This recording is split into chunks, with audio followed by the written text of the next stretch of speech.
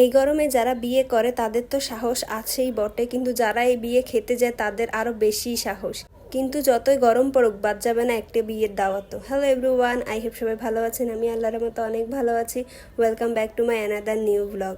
সেদিন ছিল আমার বড় জ্যাঠার বড় ছেলের বিয়ে, মানে আমার ভাইয়ের বিয়ের পরদিনই ছিল তার হলুদ, তারপর দিন হচ্ছে বিয়ে এবং বৌভাত। আজকে হচ্ছে তার বৌভাত, আমরা বৌভাতের দাওয়াত খেতেই যাচ্ছি।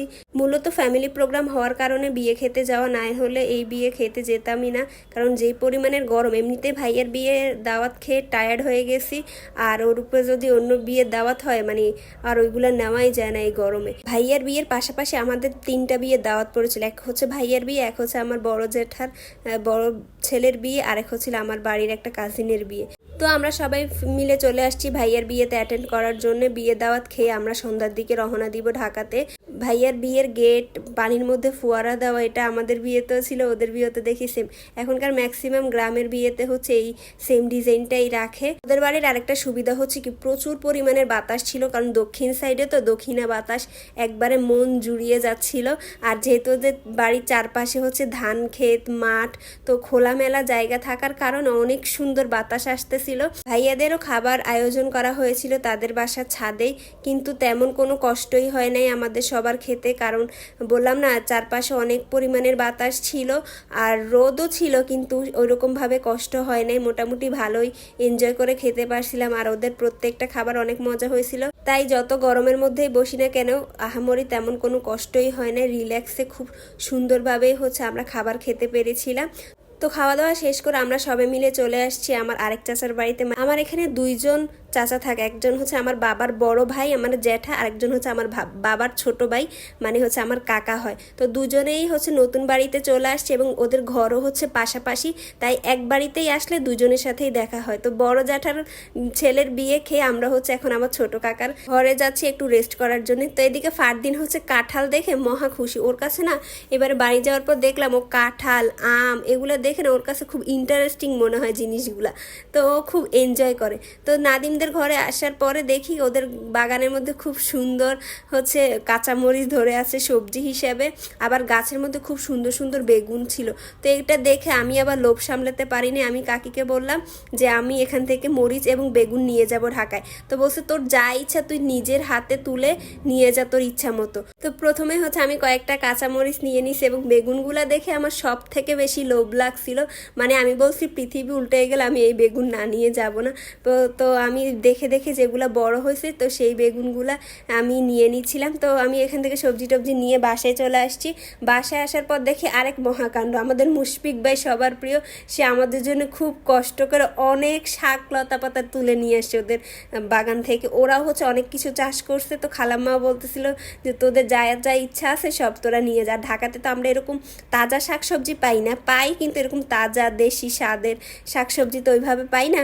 তাই হচ্ছে গ্রামে গেলে হচ্ছে যত কষ্টই হোক এরকম গান্টি বস্তা বেঁধে আমরা হচ্ছে শাক লতা পাতা নিয়ে আসি। তো সবাই মিলে পাটা মেলে বসে গেছে শাক কাটার জন্যে।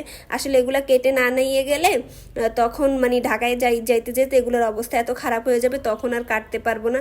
তাই এখান থেকেই হচ্ছে কেটে আমরা প্যাকেট করে নিয়ে যাচ্ছি। তো অলরেডি সন্ধ্যার দিকে হচ্ছে আমরা রওনা দিয়ে দিছি ঢাকার উদ্দেশ্যে। দেখি রাস্তার মধ্যে একটু ঝিরিঝিরি বৃষ্টি, খুশি হয়েছিলাম কিন্তু খুশি হয়ে লাভ নেই। 2 মিনিট পরে দেখি বৃষ্টি শেষ হয়ে গেছে এবং গরম কমে নেই, গরম গরমের জায়গায় আছে।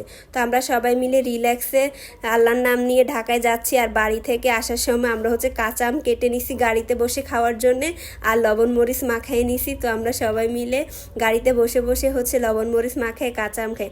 আমরা প্রত্যেকবার এরকমই করি, পেয়ারা থাকলে পেয়ারা আনি, আম আনি, জলপাই, মানে যখন যেটা সিজন থাকে তখন আমরা সেটা নিয়ে আসি। তো আমরা সবাই মিলে এখন কুমিল্লায় চলে আসছি। আর কুমিল্লায় আসলে হোটেলে তো আমাদের নামতেই হবে। ফামিদ ফাবিহা যত যাই হোক হোটেলে না নামলে ওদের ওই ট্যুরটা ইনকমপ্লিট থাকে। তো আমরা সবাই মিলে হোটেলে নামলাম একটু ফ্রেশ হওয়ার জন্যে। তো গিয়ে দেখি সুন্দর সুন্দর মিষ্টি দই এগুলা ছিল। আর এগুলো দেখতে অনেক আকর্ষণীয় ছিল, মজাও ছিল। পরে আমরা এখান থেকে হচ্ছে একটা দই নিলাম বাসার জন্যে। আর ফাহাদ্দিন সহ আমরা সবাই মিলে এখন খাবারের জন্য অপেক্ষা করতেছিলাম। আমরা এখন এখানে না রুটি আর হচ্ছে ভাজি অর্ডার দিছি। এই হোটেলে রুটি ভাজিগুলো অনেক মজা, বিশেষ করে ওদের অনেক চাটা অনেক বেশি মজা লাগে। এদিকে ফারদিনের সাথে অনেক দুষ্টামি করতেছি, বললাম তোমার কোনো খাবার নাই, তুমি হচ্ছে এই মশলাগুলা খাও আর আমরা হচ্ছে পরোটা খাবো, ভাজি খাবো। আর ও তো কান্নাকাটি শুরু করে দিচ্ছে, না না ওরটা কোথায়, ওর ভাগেরটা কই। তারপর এদিকে আমাদের সবজি চলে আসছে আর এদিকে হচ্ছে আমাদের পরোটা চলে আসছে। খেতে ভালোই লাগছিল, বরাবরই হচ্ছে মজাই লাগে ওদের মানে হোটেলের খাবারগুলা। তো আমরা সবাই মিলে গল্প করতে করতে খাচ্ছিলাম, এইদিকে ফারদিনের সাথে দুষ্টামি করি। খেতে খেতে না কখন দেখি আমরা প্রায় 1 ঘন্টার মতো এখানে কাটিয়ে ফেলছি। মানে আমাদের কোনো টাইম সেন্সই ছিল না, সবাই মজা করতেছিলাম, গল্প করতেছিলাম একবার বাসার মতো। লাস্টে তো 1 কাপ চা মাস্ট বি লাগবে, আর ওদের চাটা বেস্ট, অনেক মজা। আমার কাছে বরাবরই ওদের এই দুধ চাটা অনেক বেশি ভালো লাগে। যতই গরম পড়ুক ওদের এখানে দুধ চা খেলে আমার কাছে রিল্যাক্স লাগে। তো খাওয়া দাওয়া শেষ করে আমরা সবাই মিলে বাহিরে আসছি। বাহিরে আসার পরে দেখি ভালোই বাতাস হচ্ছিল, তো সবাই মিলে বললো যে এখানে 2 মিনিট দাঁড়াই, বাতাসটা একটু উপভোগ করি। তো এখানে কি সুন্দর বাগান বিলাস, গাছে অনেক বাগান বিলাসের ফুল আসছে, দেখতে অনেক ভালো লাগে। যদি দিনের বেলা হতো তাহলে ছবি তুললে অনেক বেশি সুন্দর লাগতো। আর এখানে নয়নতারা গাছ, একবার গাছ ভর্তি ফুল ছিল, মাশাল্লাহ মাশাল্লাহ অনেক বেশি সুন্দর লাগতেছিল। তো এটা দেখে লোভ সামলাতে পারলাম না, তাই হচ্ছে কয়েকটা ভিডিও ফুটেজ নিয়ে নিছি। আর এখান থেকে কয়েকটা ফুল নিয়ে আমরা হচ্ছে দুষ্টামি করতেছিলাম আর তুহিনকে দেখাইতেছিলাম যে দেখো ম্যাজিক, আমি কলমের মধ্যে একটা ফুল দিছি আর এটাকে ফু দিতেছি, এটা ফ্যানের মতো ঘুরতেছে আর আমাকে খুব সুন্দর হচ্ছে বাতাস দিতেছে। তো আস্তে ধীরে আমরা আল্লাহর নাম করতে করতে বাসার দিকে চলে যাচ্ছি। আর এদিকে জ্যামে পড়ছিলাম, খুব ভয়ঙ্কর জ্যাম। 10 মিনিটের রাস্তা আমাদের যেতে পুরো 1.5 ঘন্টা সময় লাগছিল, এত বাজে জ্যাম, কারণ আমরা কুমিল্লায় অনেক লেট করে ফেলছিলাম। তো এটাই ছিল আমার আজকের ভিডিও। আশা করছি ভিডিওটা আপনাদের সবার কাছে ভালো লেগেছে। সবাই ভালো থাকবেন, সুস্থ থাকবেন আর আমাদের জন্য দোয়া করবেন। আল্লাহ হাফেজ।